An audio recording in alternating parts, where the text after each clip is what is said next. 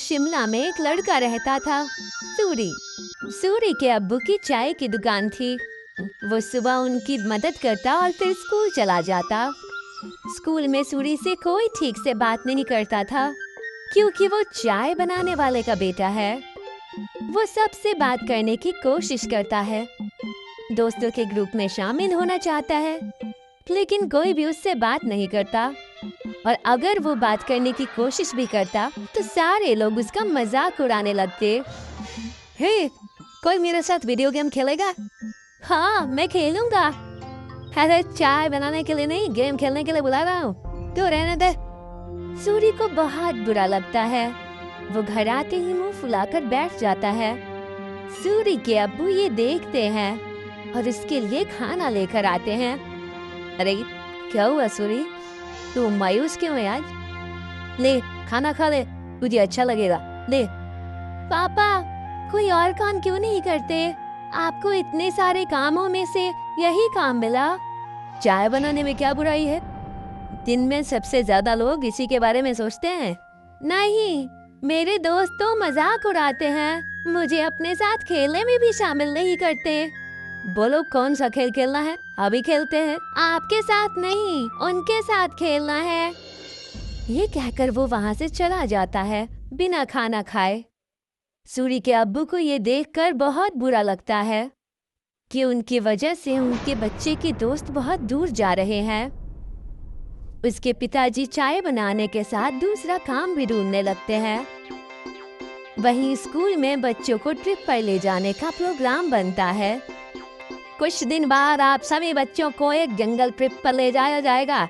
सभी बच्चे उसी तैयारी के साथ आएंगे। सारे बच्चे खुश हो जाते हैं।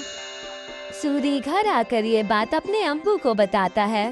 पापा, मुझे स्कूल की तरफ से जंगल की ट्रिप पे ले जाया जा रहा है, मुझे जरूरी सामान पैक करके दे दीजिएगा। अरे वाह, ये तो बहुत अच्छी बात है। अपने सामान में एक छोटा बर्तन जरूर लेकर जाना, वहाँ अगर कुछ पकाना हो तो काम आ सकता है, ठीक है? जी पापा, जरूर। और हाँ, तुम्हें एक और बात बतानी थी। मैं नई नौकरी ढूंढ रहा हूँ, तुम्हें अब अपने दोस्तों के सामने शर्मिंदा नहीं होना पड़ेगा और वो तुमसे बात भी करेंगे। सच पापा? हाँ। सूरी खुशी से पिताजी के गले लग जाता है। कुछ दिन बाद उस जंगल ट्रिप पर जाने का दिन आ जाता है। सब उस जंगल में पहुंचने के बाद ट्रैकिंग शुरू कर देते हैं। मैं सबको 4 ग्रुप में बांटूंगा, जिसमें एक लीडर भी होगा। वो सब एक साथ में रहेंगे और अपना काम करेंगे। सब अपने लीडर की बात मानेंगे, समझ गया ना? सब अपना बैग लेकर ट्रैकिंग शुरू करते हैं। अरे किसको लीडर बना दिया, इसको तो चाय के अलावा कुछ नहीं आता। सब हंसने लग जाते हैं। सूरी को बहुत बुरा लगता है। कुछ दूर चलने के बाद वो थक जाता है। चलो यहाँ रुक जाते हैं, थोड़ा खा पी भी लेते हैं। बाकी सभी मान जाते हैं और रुक जाते हैं। नहीं, हम नहीं रुक सकते, अगर हम रुके तो लेट हो जाएंगे और कुछ ही देर में अंधेरा भी होने वाला है। लो, लीडर बना दिया तो अब हम पे हुक्म चला रहा है। नहीं, हम नहीं चलेंगे, तुझे जाना हो तो जा। हम थोड़ा नाश्ता करने के बाद ही ट्रैकिंग शुरू करेंगे, तो जा। सूरी के मना करने के बाद भी वो वहीं रुकते हैं, लेकिन फिर भी सूरी उन्हें नहीं छोड़ता और उनके साथ वहीं रुक जाता है। कुछ ही देर में टीचर और बाकी के बच्चे आगे निकल जाते हैं और वो वहीं रह जाते हैं। थोड़ी देर आराम और नाश्ता करने के बाद वो अपने ट्रैकिंग शुरू करते हैं, लेकिन जल्द ही सूरज डूब जाता है और अंधेरा हो जाता है। अरे ये तो अंधेरा हो गया, अब तो रास्ता भी समझ में नहीं आ रहा। बाकी बच्चे भी डरने लग जाते हैं। कुछ ही वक्त में ऐसा मोड़ आ जाता है जहाँ से रास्ता पता करना मुश्किल हो जाता है और उन्हें वहीं ठहरना पड़ता है। अब तो मुझे भी रास्ता नहीं पता, मेरे ख्याल से हमें आवाज लगानी चाहिए। तुरंत ही वो चारों टीचर और अपने क्लास के विद्यार्थियों को आवाज लगाते हैं, लेकिन बात नहीं बनती। टीचर, टीचर, अरे कोई हमें सुन रहा है? हम खो गए हैं, कोई है? सब चिल्लाते हैं लेकिन कोई भी जवाब नहीं आता। लगता है हम बहुत पीछे रह गए हैं। हमें आगे का रास्ता नहीं पता, इसीलिए हमें यहीं रुक जाना चाहिए। हो सकता है अगर आगे गए तो रास्ता भटक जाए। नहीं, हमें कोशिश करनी चाहिए, क्या मालूम हम सही जगह पहुंच जाएं। रात बहुत हो चुकी है, जानवरों का भी डर है। टीचर थोड़ी देर में हमें खोजते हुए आ ही जाएंगे। हमें यहीं रुकना चाहिए।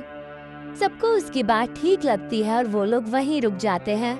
कुछ ही देर में रात हो जाती है और तेज ठंडी हवा बहने लगती है और उनके पास बचा खाना भी खत्म होने लगता है।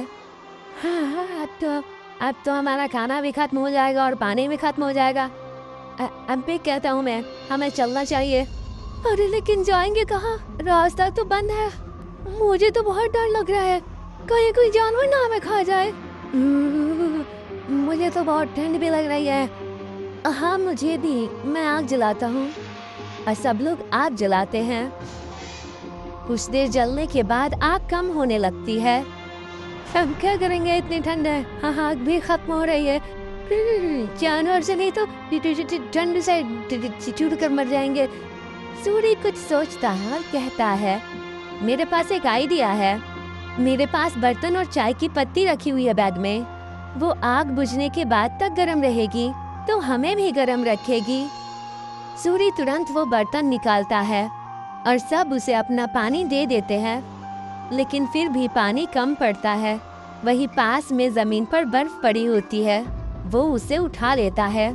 जैसे ही काली चाय बनती है, आग खत्म हो जाती है।